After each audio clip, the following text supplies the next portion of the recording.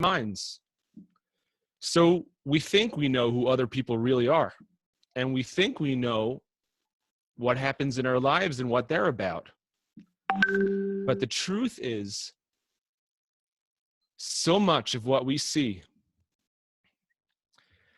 and what we think we understand is only the tip of the iceberg, the outside of the outside. How much do we know, and how much can we know about the deepest depths of another person? How much do we understand? How much can we understand of Hashem's wisdom and purpose that's hidden in all the events of our lives? Or how our simplest actions reverberate in the highest heavens? Here's an unbelievable story. The holy Reb Avraham Borenstein of Sachachav was known as the Avnei Nezer after a sefer he wrote. And when he was a child, he was such a genius that he was already answering questions that his father's most brilliant students couldn't understand. He had one of the greatest minds in the world. And when he reached his bar mitzvah, he married the daughter of Reb Menachem Mendel of Kutsk. Can you imagine? He got married when he was 13 years old. But a year later, sadly enough, he got very sick and no one could do anything to help him. They called doctors and they were not able to heal him. So his father went to the holy Kutzker, the Kutzker of Menachem Mendel, his son's father-in-law. And he begged him, he says, Rebbe, I'm so afraid for my son. Please daven for him. You know how much he's learned, how he's devoted to Torah. And maybe, Rebbe, if you remind Hashem how great he is and you daven for him, then maybe he'll be able to live. And the Kutzker turned to him and he says, you call this learning? You called him devoted to learning? What has he done? Nothing. Come on. So the Sachachavar's father, he says, Rebbe, what do you mean? My son's 14 years old and he already knows the whole Torah by heart. What do you mean it's nothing? The Kutzker just shook his head. He said, nothing. He's done nothing. Absolutely nothing. And no matter how much upset father praised his son and tried to convince the Rebbe to daven for his son, all the Kutzker did was criticize him. Nothing. Really, what's he done in his life? What has he accomplished? And he could not understand the Sachachavar's father. He couldn't understand what is going on. Why is the Rebbe acting like this? But a few days later, an unbelievable thing happened. The Sachachavar got completely better. His father was so happy, but he still couldn't understand what on earth happened when he went to meet the Kutzker Rebbe. So he said to his son, he says, I know your father-in-law, the Kutzker, is a great Rebbe and an unbelievable tzaddik, mamash the holiest of the holy. But the truth is, I really don't understand him. I went to him to ask him to daven for you, and I praised you, and I said that what a loss it would be for the world if we lose you because you're such a Talmid Chacham and you're so amazing. And I was sure that if he went up to Shemayim, to the Pamalia Shemala, and he said, we're going to lose this unbelievable Talmid Chacham, then you would be healed. But he refused to listen to me. And he kept on saying, hey, you know nothing, and your mamish haven't done anything in your life. I can't understand it. So little 14-year-old Reb Avram, the Sachachavar, he started laughing. He says, Oi, Tata, the Kutzker is mamish the holiest. Holy moly, he's so smart. You thought that by praising me, you'd be helping me. But really, the opposite is true. You see, every person comes into this world to accomplish something special, something that only they can do. And once he's accomplished his mission in the world, so there's no need for him to stay in Olam Hazeh any longer, so Hashem brings him back upstairs. My father-in-law knew that I'd come into this world in order to learn Torah. And if in Shemayim they heard that I already knew the whole Torah by heart, and I've already such a big Talmid Chacham, then they would say, great, what does he need to be there in the world anymore for? He's done his job. So the Kutzker kept saying, you call this learning? It's nothing. It's nothing. As if to say, he has so much more to do. He has so much more Torah to learn. And the Kutzker mamash saved my life. He saved me. There's so much more to do. And he went to Shemaim and he says, please, you have to give Reb Avram some more time in the world. And this is what saved my life. So you see, guys, we mamish never know. We don't know everything that's going on. There's so much that we don't know. So that was just a little taste to show that there are tzadikim that can look deep inside and they're aware of what's happening. But we have to have faith. We have to have emunah on Hashem, that he knows what's going on. He's running the world in the best way possible always. And we have to have faith in the tzadikim and the true tzadikim, that they're Hashem's faithful messengers to take care of us too. So the next story is called The Funeral of the Drunken Tailor. Reb Shlomo speaks. You know, Chazal teach us that the first Beis Hamikdash was destroyed because of 3 averos: avodah zarah, gilui arayos, and shfichas damim. What about the second Beis Hamikdash? As we all know, it's because we did not treat each other properly with love. Sinas chinam, because we hated each other for no reason. And so Chazal teach us that sinas chinam is as bad as the 3 worst averos: gilu arayos, shvichas damim, and avodah zarah. Those are the 3 averos that if someone says you got to do that or else I'm going to kill you, you know what? We have to let ourselves be killed and not be over on them. But this avera of sinas chinam is just as bad as those 3 put together. Why do we hate other people? Because we think we know everything about them. We think we know who they are. We think we know why they do what they do. Parents think, oh, these are my children. I know what's going on with them. But very sadly, very often we're wrong. We misjudge each other. And that's why the Torah tells us that if we hate people, or even if we're just angry at somebody, we have to find a way to tell them. We have to talk to them about it, because it might just be a misunderstanding. Well, sometimes we meet people who might seem to be a little crude, a little bit impure, not very holy. We look at them, we go, we want to knock them down. We want to say, that guy, he's nothing. He's this, he's that. But the truth is, we have no idea what a Yid might be doing when we're not looking. So the Baal Shem Tov teaches us that even when we see other people doing something wrong, we have to believe that on the inside of their insides, they're really the holiest of the holy and deserving of the greatest miracles. Every Yid on his inside is mamash the holiness. Even me. We have to believe it about ourselves also. And everyone, every other Yid, and every single person is created in the image of Hashem. And what does this mean? Just like Hashem is so deep, he's so hidden, and we can't see Hashem, so too, the inside and the depths of another person is so deep and so hidden, we don't know what's going on. And unless we love them and give them the space to express themselves, we'll never know. So we have to remember, don't judge, because you never know. And now we're ready to start the story. A few hundred years ago in the city of Karetz, it was a beautiful city full of God-fearing Jews, good Yidden. They kept Shabbos, they ate kosher, they davened 3 times a day. Everybody was so religious and so devout, except for one person, Avramela the tailor. Avramela the tailor never went to shul. He never joined the Jews when they gathered for anything sippurei. And when anyone would get on Zoom to read stories, to read Hasidic stories, he never joined that Zoom meeting.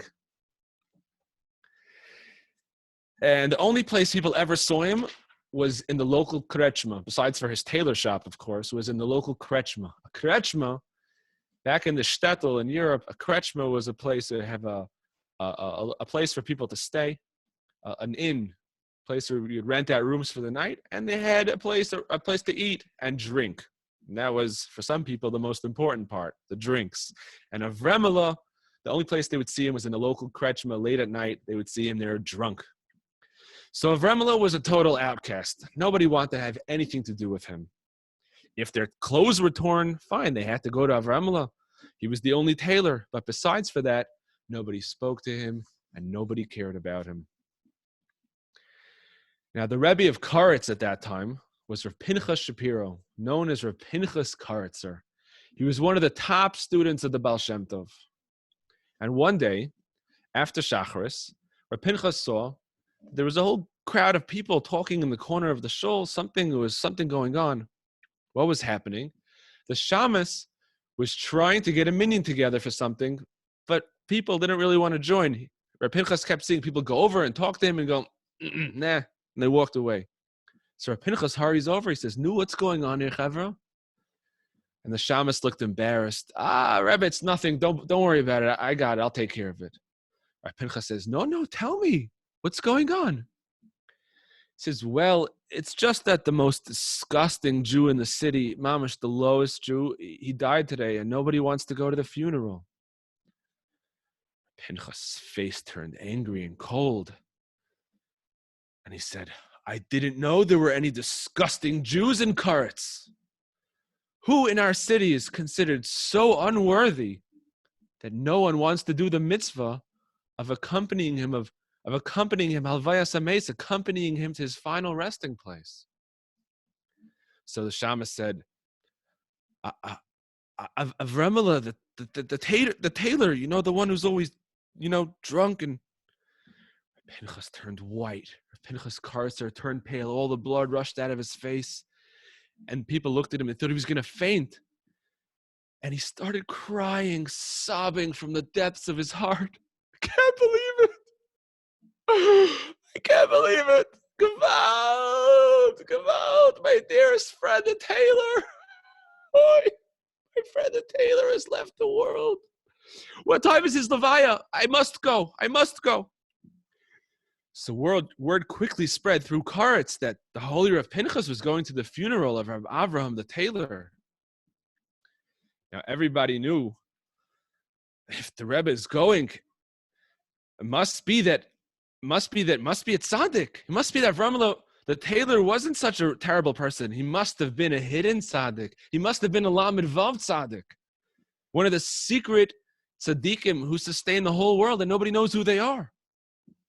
Suddenly, everybody wanted to go to the levaya. So all the Yidden of Karetz turned out for Avremela's levaya, and everyone's going, Avremela, we're so sorry. We're sorry we said bad things about you. We're sorry we didn't care about you. We didn't know you were mamash the holiest. Please daven for us in Shemayim. And all the mothers were there begging, Avremela, please daven for my children. My daughter Malka needs to get married. My daughter Sarah, everyone's crying, and unbelievable scene. You can imagine what a scene. Reb Pinchas himself is walking right behind the casket, tears rolling down his cheeks into his beard. If you want to know how important the person is in Shemayim, look at his funeral. Except for nowadays. Nowadays is special. Nowadays, unfortunately, we can't go to everybody's levaya.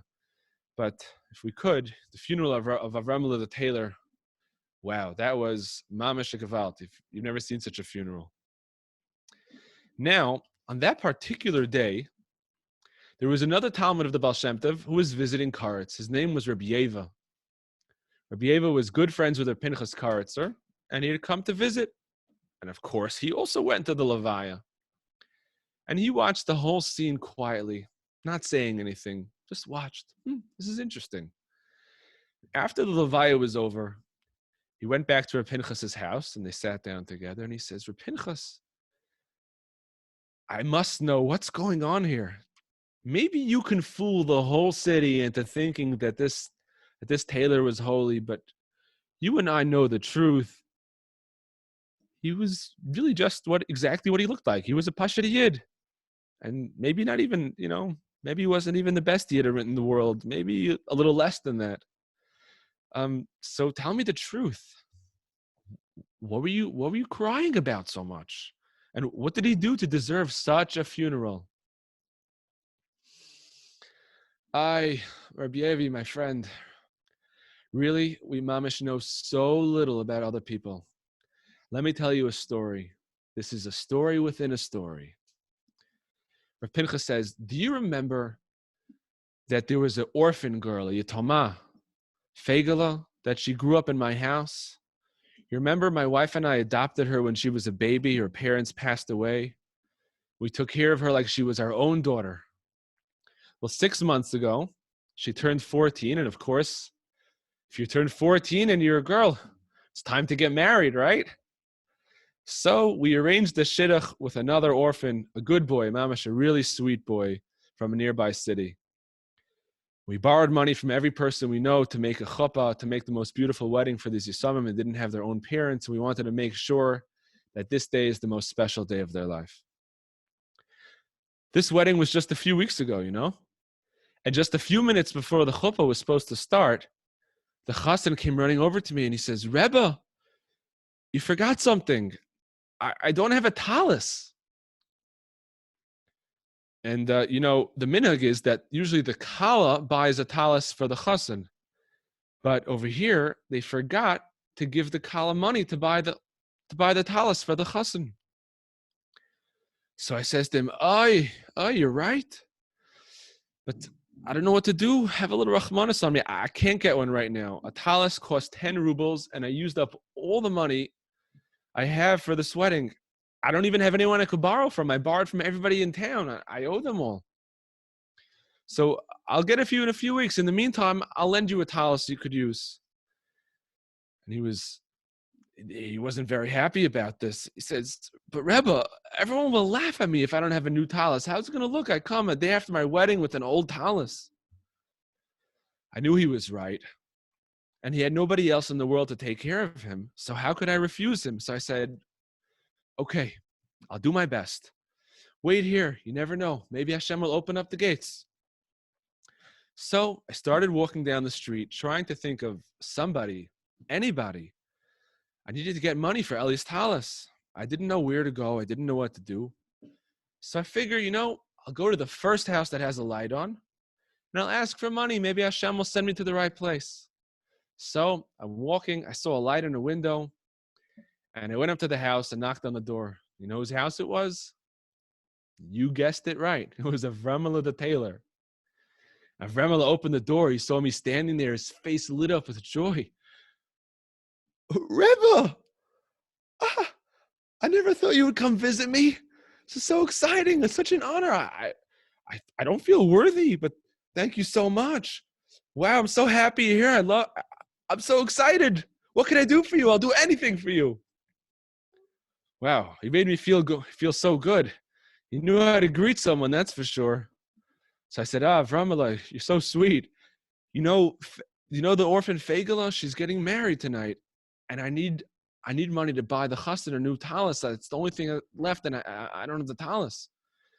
I need 10 rubles. Do you have maybe 10 rubles I could borrow? His face fell. He got all disappointed. He says, Rebbe, I wish I could help you, but you know how poor I am. I knew how poor he was. And then he said, but I think maybe I could give you 1 ruble. So I smiled at him. I said, Vremela, thank you so much for whatever you can do. Hashem should bless you with everything. Shefa b'gashmias b'ruchnias. So the tailor gave me a ruble, and I left. I didn't know where I was going to get the rest of the money, but somehow I felt a little bit lighter, a little bit easier. I had a little bit more hope. I was walking slowly down the street, wondering what to do next, when suddenly I heard some footsteps running up behind me. I stopped and I turned around, and it was Avremela the tailor. And as he came up beside me, I saw that he was crying like his heart was broken. Tears, he was sobbing, he was shaking. Avremela, I said, what's the matter? What's going on? How can I help you? He says, Rebbe, Hashem knows how poor I am. But from time to time, I manage to save a few pennies, a few kopecks here and there. I have 9 rubles. I have saved up. It's mamish my whole life savings. But if I gave it all to you right now, if I gave you all my money, do you think that maybe I could have a chelik in olam haba? I could have a place in the world to come?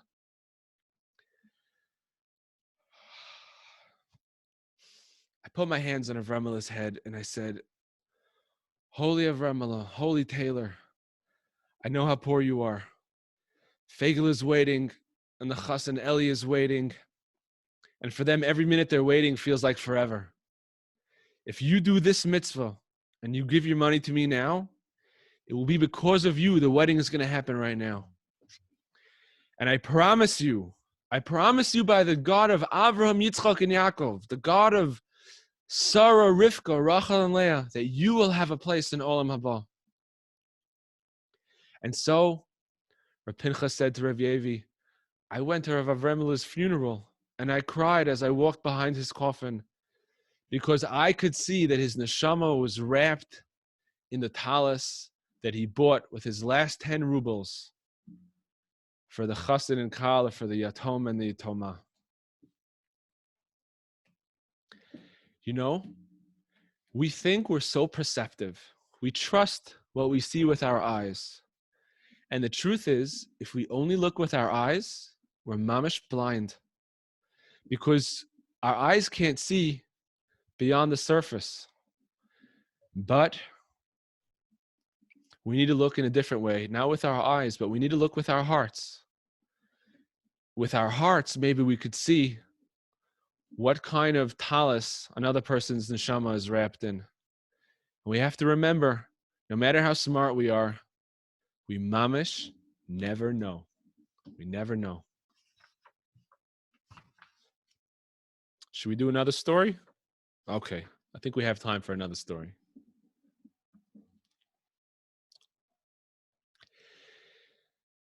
It says in the Gemara, this story is called the bookbinder. The bookbinder. The Gemara tells us that when we learn Torah, we should always say the words out loud. Otherwise, we'll forget it. Because when we say the words, it fixes it. It puts it really strong in our neshama and our hearts. And it connects us to it. And the Ishbitzer, the holy Ishbitzer Rebbe tells us that when you kiss something or you kiss somebody, you don't speak. You use your lips not for speaking, but to give a kiss. Because what happens with a kiss is even higher than words. It's beyond any words. So there was once a bookbinder named Moishala. He lived in the city of Premishlan. He was a bookbinder. People would bring him their books. He would sew them up real good and take care of the books, and they would come out. Instead of a book that was falling apart, it would be so beautifully bound, put together, and it would last for ages. Moishala was a very quiet, very simple person. And everybody looked at him, they thought he was just a simple yid, a pashut yid. But a few weeks after Moshe passed away, the holy Reb Meir of Premishlan, he did an aliyas neshama. We know Tzadikim could do something called an aliyas neshama, where they can go into Shemayim to connect with neshamas of other Tzadikim. So he went into Shemayim, he went up to heaven to speak to Reb Shmuel Shmelk of Nikolsburg, one of the great, great early Hasidim, early Rebbes. He was actually one of the teachers of the Cheider of Lublin. So Reb Meir of Premishlan goes up to Shemayim to speak to Reb Shmelk of Nikolsburg, and he sees there's Reb Shmelka, and sitting next to him, Moishala the bookbinder. Reb Meir looks at him, he says, Moishala, what are you doing here? How'd you get to this place? Everyone in Shemayim starts screaming at Reb Meir of Premishlan. Say, hey, have a little respect. How about a little respect? Didn't you hear the Baskol? He's called Reb Moshe, not Moishala. Please. So everybody knows that the holy Premishlaner, he was so humble, he never used the word I. When he spoke about himself, he said, Meir. So he says, Meir is so sorry, Reb Moishala. Meir doesn't understand. He thought he knew you so well, but he never realized you were Ramesha Rebbe. And Moishala said, no, please, Rebbe, don't apologize to me. The truth is, I really was just a simple bookbinder. I wasn't a Talmud Chacham in my life. And for me, the greatest thing I did was just to prepare the holy books that other people would use when they learned Torah. But do you know what it takes to bind a book? First, you have to trim the edges of the pages. You got to cut them so they all are perfectly even. And these pieces, they fall down on the floor, right? Of course, I'm only cutting the parts of the book that have no writing on them. Just the edges, you trim it out and make it real nice and neat. All day long, I would trim pages of books, and then I would bind them and sew them together. Every night, I would get down on the floor and gather up all the little pieces of paper, all the edges that I'd cut off. Of course, they were all blank.